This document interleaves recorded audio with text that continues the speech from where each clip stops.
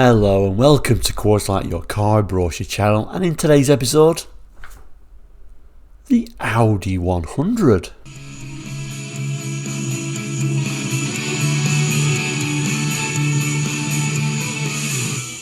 Hello and welcome back to Quartzlight. Now Quartzlight, if you don't know, we're a car brochure channel here on YouTube looking at car brochures from around the world for the 60s, 70s, 80s and 90s and sometimes beyond that as well. So if you're interested in cars, looking back at cars your parents might have had or maybe your first car, then please consider subscribing. Anyway, back to today's episode. We're going to be looking at the Audi 100. Really not featured many Audis on the channel because mainly Quartzlight looks at the very ordinary cars, and the Audi I always thought was a little bit higher than the ordinary, although a very interesting car indeed. Personally, I always preferred the older Audis, and this is a 70s brochure, so let's have a look at that one now. So here is today's brochure, and yeah, we'll zoom in a moment. The Audi 100. Now what's interesting about this particular brochure is the Audi, sort of like the restyled C2 Audi 100, came out in 1976. This brochure is an October 76 model brochure, so it's an interesting one and kind of like introduces this new model. It ran from 76 to 1982. Let's zoom in a little bit more. Now there were certainly never standout designs, were there? They weren't like, wow, what a beautiful design, but certainly in the typical German fashion, very functional. And I'll try to think back before if I actually remember seeing any Audis in the 70s in the UK, and I'm sure there were many of them, but I just don't remember them, possibly because they were a bit on the bland side, and probably at the time I was certainly under 10 in the 70s, so I probably wouldn't have really noticed them too much. But certainly at this time, a very well made car. But like I said at the start, Quartzlight normally looks at the very ordinary cars. Think Morris Marina, think Ford Escort, the very common cars that we all remember that have all gone. This wasn't really in that category, was it? It was always like one step above that, so you would have been having to do pretty well actually to buy a brand new Audi 100. Anyway, let's open the brochure up and see how it introduces it. And when we open the brochure up, straight away it's doing this introduction, the new Audi 100. It says the original Audi 100 developed a rare reputation for its remarkable combination of performance, economy, safety and space, which is unusual for a luxury car, and more than 800,000 were sold, which is also unusual for a luxury car. In designing the new Audi 100, we set ourselves to retain those virtues and improve them, and it goes on in that sort of vein without really telling us too much. So let's open the brochure up a little bit further because it's a really nice picture that's revealed. So yeah, this is how we open the brochure, the introduction. So we can all open the brochure still further, going the opposite way. And it really gives us a rather lovely full size, well not full size, not car size, but you know, a full picture of the Audi 100, and doesn't it look amazing in this sort of metallic green colour? Yeah, you would never say the Audi 100 was a beautiful car, but I think in this brochure it looks like something quite nice, doesn't it? I mean, certainly the styling is boxy, but it's the 70s, so we would expect that anyway. But like I say, I'm struggling not to call it beautiful. I don't want to call it beautiful because it's not really a beautiful car, but it certainly looks something a little bit special. And certainly in some areas it kind of like reminds me a little bit of a Mercedes. Anyway, let's open the brochure still further and see what else we can find. It kind of like gives you some sort of background sort of information because this is a new model after all, so they're kind of like trying to introduce it, saying, you know, it's gone through a wind tunnel, although it certainly doesn't look a particularly slippery shape. It talks about its 2-litre engine. This is an interesting image though. Let's have a look at this one. Some really interesting cars there, and the Mercedes is, you know, the Peugeots in that particular scene. I think they've chosen it because certainly the Audi does look modern when it's seen with these other cars, isn't it? We look at it today and think that's quite an old-fashioned looking car, but 76 this is, so it probably was quite a fresh, modern looking design after all, certainly compared with a lot of these sort of 60s cars that they've probably particularly chosen, so it does stand out, to be fair. But even so, it does look something in this crowd. Now, like I said, the engine talks about performance, economy and reliability. The newly developed 2-litre 115 DIN BHP engine. Let's have a look at that a little bit more. There is a little bit of a diagram actually of it here, a little bit of a drawing. A powerful engine needn't be a thirsty engine. So it's showing only one engine choice, surprisingly, actually, in this very early 76 UK brochure. Remember, this is a UK specification brochure. It's telling us we can only get this 2-litre 4-cylinder inline engine. Now, later on, I think it was around about 1979 in the UK, there were other engines, the 5E and the 5T, and they were like 5-cylinder engines, so a little bit more interesting. And they always used to talk about these 5-cylinder engines being, the power of a 6-cylinder engine with 4-cylinder economy.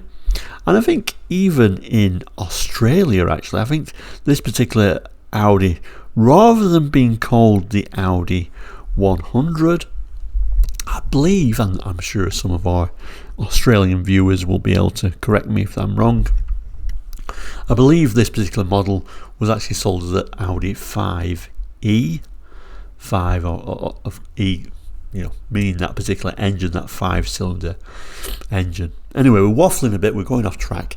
Here in this brochure, we've just got this 4-cylinder 2-litre engine, but it is surprising. If I move down the specs, it does give performance figures, and I think for a 2-litre 4-cylinder engine, I think it's particularly quick. It's showing top speed of 111 for the manual, 109 for the auto, and then it goes on to tell us about the acceleration. 0 to 60, 10.7 seconds for the manual, 12.4 for the auto. So I think for 1976 that's particularly quick. 10.7 seconds 0 to 60 for what is not something that's claiming to be like a fast car. I mean, it's a big family car after all. I think there are pretty good performance figures. Performance figures faster than some so-called claimed performance cars, actually.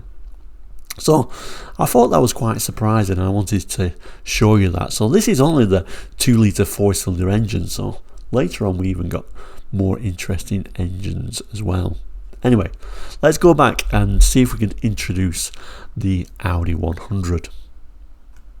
We turn the page, we get a really nice 2-page image this time of this, another attractive looking colour for the Audi 100. Certainly it was a more of an executive class of car when you're thinking about Cortinas and Granadas. This seems to be a little bit more special in many ways, and no doubt extremely well built as well. Now we think about German autobahns, and I guess the reason why that top speed was pretty good for what the car was, after all, a big heavy executive saloon car.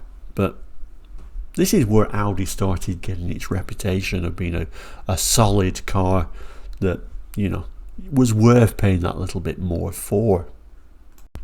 Although at the same time, typical for German cars, the specification wasn't particularly high. Yeah, it was okay for 76. I'm not saying anything unusual having, keep fit windows in. Quite a normal thing for the 70s, of course, although you kind of start thinking when you're looking at more executive cars, you may be expecting a few more electrics in there. But nevertheless, one of those typical German cars made to last. Interesting interior, I think, though. This sort of 2-colour scheme looks pretty nice. I always hate the whole all black scheme that a lot of 70s cars had, very dark and gloomy. This is quite nice actually, this 2-colour scheme, and a relatively modern looking dash with it. And we turn the page, we get another rather nice image of the doors all opening up. I might just zoom in a little bit further on that particular image. Again in this rather pleasant metallic green colour. And I always think with these Audi 100s, pretty much a forgettable car of the 70s, really, aren't they? I mean, I'd be surprised if I got many views for this particular video, but I wanted to include it because it is a bit of a forgettable car. I wonder how many of them there are actually left on the road today, because certainly I remember in like the 80s, these are pretty bland, forgettable cars, but now looking back at them, they were a little bit special, and maybe they were a little bit ahead of their time. Interesting little badge there for Audi, isn't it? Just behind that rear quarter light. Unusual positioning for that. Again, a look at that rather nice interior, rear armrests. Wheels having these sort of steel wheels, but like this centre Audi cap in the centre there. And at the front, headlamp wash. I certainly think these are certainly a nice alternative towards, the Merc W123s, which were extremely well built, lasted forever, but particularly if you got it in diesel form, they weren't particularly quick cars. In fact, they were quite slow. And then there's this, which I'm sure the build quality was nearly as good, but performance remarkably good, I would say. We'll look at some of the features then. So adjustable wide beam halogen headlights, bumper side extensions for added protection, a little feature of being able to adjust the outside mirror from inside the car, and another really nice peep into the interior. This particular image is telling us, it's got these sort of door pockets in the doors there, but again, I like that two colour scheme on there. And if I move in a little bit closer, lockable petrol cap, trim around the car's waistline, has a rubber strip to protect the paintwork. Looks a little bit Mercedes from that image actually. Through floor ventilation distributes the air throughout the passenger compartment. The 3-speed fan can change the air every 15 seconds. This interesting little bit of an image showing the shelf, surprisingly on the driver's side, is within easy reach. Glove box lockable and illuminated. We even have that little bit of wood on there as well, which is very pleasant.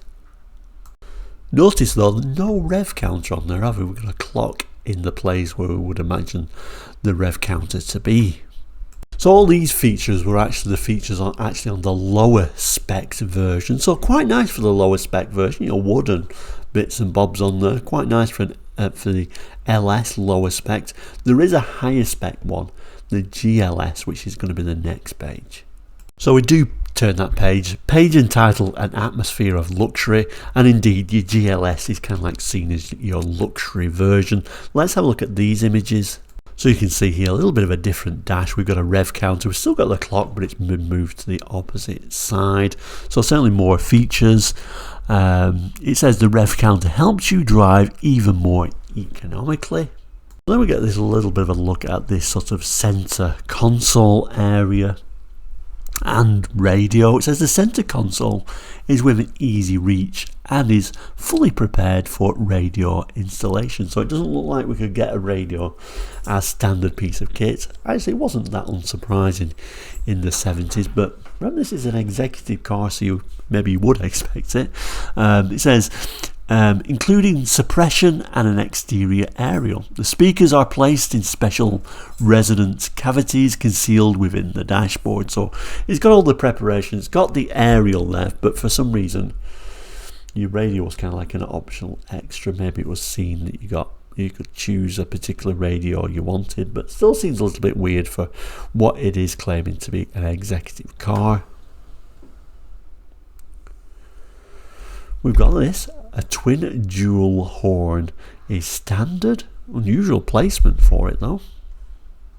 Now this is nice. A thick velour carpet provides insulation as well as luxury. Very nice. And then we get a polished tailpipe and that rather nice centre armrest for the back seat. You also get thick velour upholstery, which is certainly approved by myself. I much prefer that to leather, so that's kind of like my favourite seats for the 70s actually. We also get these 2 halogen front fog lights, and rear fog lights are standard on the GLS. So a little bit tacked on as an afterthought, almost like something you'd pick up at your local Halfords or similar car parts store, but still, they're there. And of course, headlamp wash. I always thought headlight wash was more of a 80s thing actually, but certainly here in 76 that seems quite early to have headlight wash. It's telling us if your headlights are even slightly dirty, you'll see less well, so we give you a headlight washer. Nice. I always like features on the headlights. I don't know why wipers and headlight wash. I always thought there was a little bit unusual. Certainly in the 70s and 80s, always a big thing. Oh, that one's got headlamp washers or headlamp wash on there. How interesting. I always think of that even now. But then I think, what modern cars have got headlamp wash or headlamp wipers? Certainly in some countries, I'm sure they may be mandatory. But rare now, aren't they? I wonder what the reason for stopping doing that was. Because here, obviously, telling us, makes sense, doesn't it? If your headlamps are dirty, then you can't see as well, so let's just wash it. But not something car manufacturers really talk about today.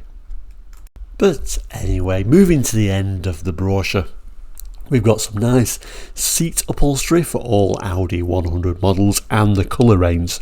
Let's start with the upholstery though. I started by putting the 2 colours next to each other. So this first colour is called Lime. And you've got 2 choices, whether you get the LS spec or the GLS spec. So the lower LS spec kind of gets this fine cord. The GLS gets a rather nicer velour. But I do like the colours really. And again, I think this is something that's missing from modern cars. A bit of a nicer colour range for the outside and sort of these nicer colours for the inside too. Maybe I'm the only one, but I quite like a colourful car. Is that a lot to ask for? Anyway, moving down, you get the 2 types of what they call the silver coloured seats. So left is a lower spec LS with cord, GLS on the right, which is velour, sand, LS on the left, GLS on the right, and finally one called coral. So 4 different colour choices, 2 different seat materials depending on your spec. And then of course you get your colour choices rather nicely with these Audis and Volkswagens. They tend to actually draw the picture and put the colour on there, so gives you an idea though. When you see the car in real life, they look nothing like the colours on here, but nevertheless gives you an idea. So we can have black, we can have rather a nice colour entitled Island Green,